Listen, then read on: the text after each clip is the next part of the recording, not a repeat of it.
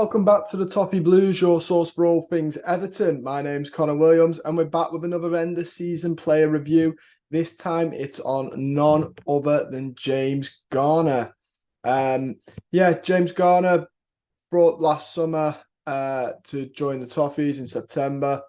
Let's have a look at how his Everton career has gone so far. Like always, I've got some stats for you, working our way through four football websites with statistics on. We're talking FotMob, SofaScore, FBref, Who Scored, to get you an all-round, and obviously the eye test as well, because the eye test is as important as the stats test. You can have a player who performs well statistically, and then when you watch him, you're like, yeesh, he is not rubbish because the stats don't lie, but you can be like, whoa, he's an interesting one. There's loads of players out there that you're like, interesting. So yeah, we've got James Garner. He made 16 appearances in the Premier League for Everton this season.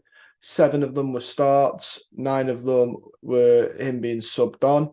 He played 797 minutes, got 3 yellow cards, an XG of 0.8, but no goals. 3 shots on target, 3 shots off target, 1 assist, 7 chances created, total passes 298, 13 dribbles attempted, 7 of them successful, 16 tackles attempted to be won, 13 of them successful. That's very, very, very good. 13 clearances and 12 interceptions. So yeah, we'll go into him a little bit more as well. But on the off, you can just tell from those stats. And I think it's shown when you watch him. He's a good defensive midfielder who can pick out a pass. He's got the defensive work sound. But I'd say what separates him from the Idrissa Gueys and even maybe the Onanas is that he has the passing ability to create chances, unlock a pass. And he's a very versatile player. It has to be said, the last game of the season, he did play at right back.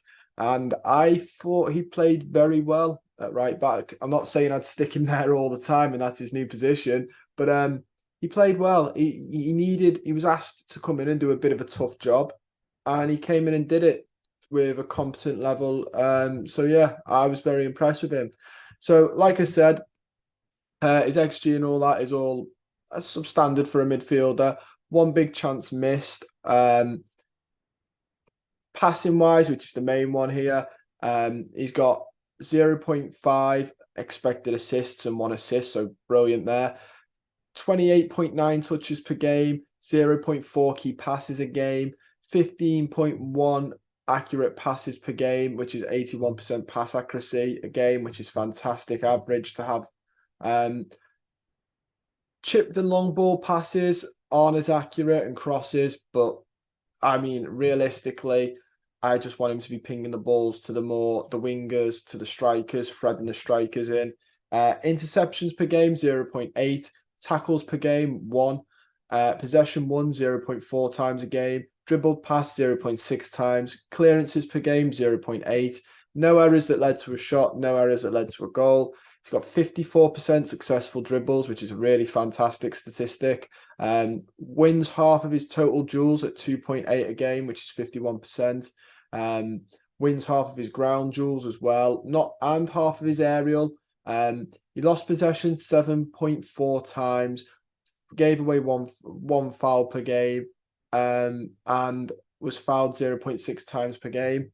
Fantastic player. I think you can tell there the stats sort of back up his strengths, his weaknesses.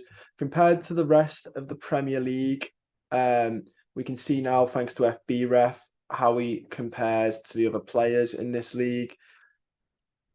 Players that he's similar to as well, which is a fantastic little option. Onana obviously from Everton comes up there. Weston McKennie's one of them. Vitaly Janelt.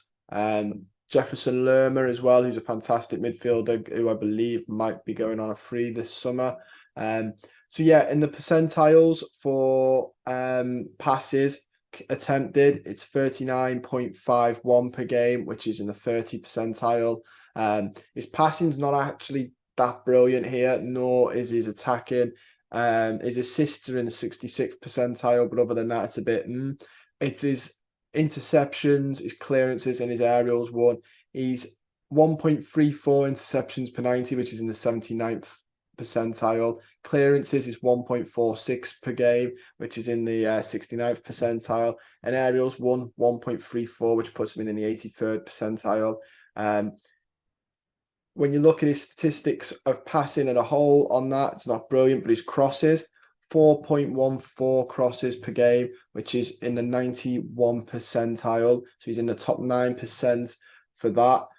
Throw-ins taken, he's also high in, but we're not going to count that. And corners, which is a brilliant one to have, by the way. Corners, we need more set-piece takers from dead balls. All for him being good at that. Like I said, though, it's more his defensive side there. It is a little bit tough because I don't think the games he's had are enough. I think including the Cup, he's played 17 games for Everton with 850 minutes. I don't think that's enough of James Garner that we'd like to see, but he has. It's a bit tough to get in that midfield. Idrissa Gueye, Onana and Doucouré all doing very well. I don't think he's quite capable of the Doucouré role. Maybe the Garner Gueye role or the Onana, but certainly not the other two. Like I said, he's played as a substitute. He's played as a right back, sort of right midfield in the last game of the season. I thought he had a very good game. His strengths are key passes, set piece taking, defensive contribution, and ball interception. He also likes to shoot from distance, which is helpful. You know, you never know when they're going to fly in.